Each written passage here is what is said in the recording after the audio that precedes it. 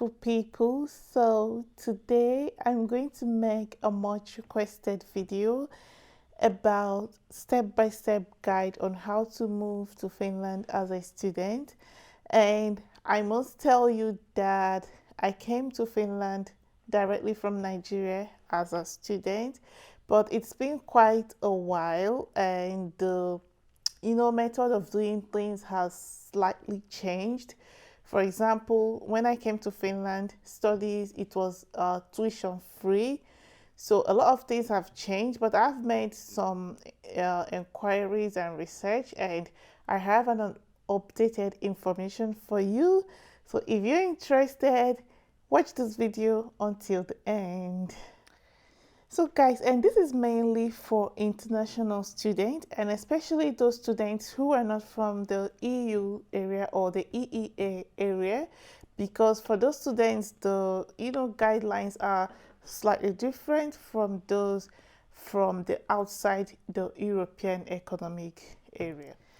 So the first step, what I'm going to tell you from experience, is to get your TOEFL or your IELTS ready. If you are not from a country where English is your first language, for example, a country like Nigeria, English is a language that we speak generally, but in Finland, it's not considered that English is our first language. So, for example, Nigerians are expected to have a proof of English language, which is TOEFL or IELTS. So from my own experience, I would advise you that you have to get that ready before you start to apply to the Finnish universities. So get that ready. That is step one. And step two, of course, before you apply for the universities, you have your, O-level ready. So the website where I'm going to tell you that you should check is Study in Finland, and I will leave the link below in my description box. So when you check Study in Finland, you're going to see all the courses available in English, and you choose the course that you would want to study. So when you choose the course, there are 2 admission periods. But again, based on experience, it's faster, or would I say it's easier, if you're coming from a country like West Africa to come with the autumn admission, because you have a lot of time to, apply and to also wait for your visa. So for your resident permit, sorry. So I would advise that you wait for the application period, which starts between December and January. You have to keep checking at the Study in Finland to know the exact, the time the application period starts, because that's only when you can apply for studies. So when it starts, usually the application process in Finland is not very difficult. You don't pay any application fee, so you just apply online, and some schools require you to upload your documents, but some schools want you to make a photocopy and send to them. So it depends on your school. And this admission period that comes between December and January is usually a joint admission of the Universities of Applied Sciences. So that means that you can apply to up to 6 universities. So during that application period, the studies will start in September of that year. For example, if you apply January in 2022, the studies usually start September 2022. That's why I said it's better for students from West Africa, because the process of our resident permit, it takes quite a lot of time. So you have time to get your resident permit and resume studies on time.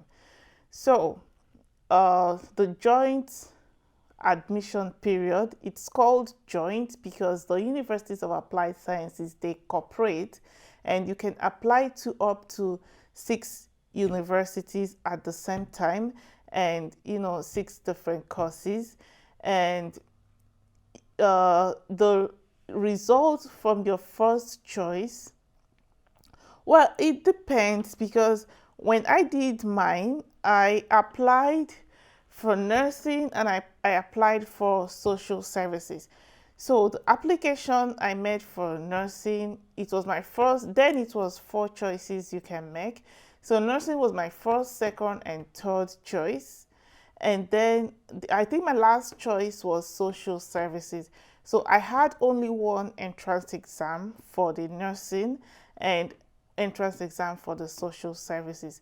So that means the one entrance exam I had for nursing, I could also use it for the rest of the 3 schools if my score, if my score is acceptable to them. So that's how it works. So when you send in your application, they would process the application and they would invite you for entrance exam. Of course, they will tell you the venue where the entrance exam will be conducted, and you prepare for the entrance exam. Usually there is nothing to study in particular. It's for example, the nursing entrance exam, which I did, was about critical thinking, interview, essay. There was in some schools anyway. For example, I also did the nursing exam in Akada, University of Applied Science in Helsinki, and they required you to read a book on anatomy and physiology, but they will always give you the specification what they need. They will always communicate to you through email about anything that they need. So that's that. And after that, if you're successful in the entrance exam, so they will give you a study place and you have to accept the study place. And now there is tuition fee in Finland, and the tuition fee is something about 6,000 euros or thereabouts. Can go as high as 12,000 euros per year, and you have to pay for it in one installment. But luckily for international students, there is also opportunity for you to apply for scholarship at the same time when you are applying for the for admission. So you can also apply for scholarship, and you can get either 100% of your tuition fee, or you can get 50% of your tuition fee. So how to apply for scholarship, I'm not going to include it in this video because otherwise it's going to be a really long video, and I really want to keep it short. So I'm going to make that in my subsequent videos, how to apply for scholarship. But anyway, don't be discouraged with the tuition fee. You can always try to get scholarship, and usually it's easier to get scholarship in schools in the countryside because there are lots of competition in schools in the city like Helsinki. There are lots of competition, lots of international students. Helsinki, Turku is competitive. But if you apply for schools like kind of outskirts, then your chances of getting the scholarship is higher. That's from my experience. So yeah, so once you have the admission, so you can now proceed to the embassy to apply for your resident permit, and you will usually need a proof of fund. That's one of the most important criteria for granting you the resident permit.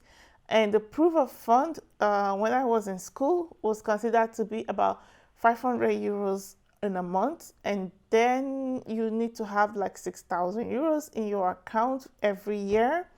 But now, of course, it depends on where you're studying. If you're studying in the countryside, then at least you can do with 570 euros. Because the rent for student apartment is not that high, and students don't pay for electricity, water, they don't pay for those. So if you just get a rent that could cost you 250, 300 euros. Sorry, when I was in school, I paid 250. I don't know now. That could cost you like 300 euros. So, the rest of it could be for your feeding, because usually you don't need to pay transportation to school.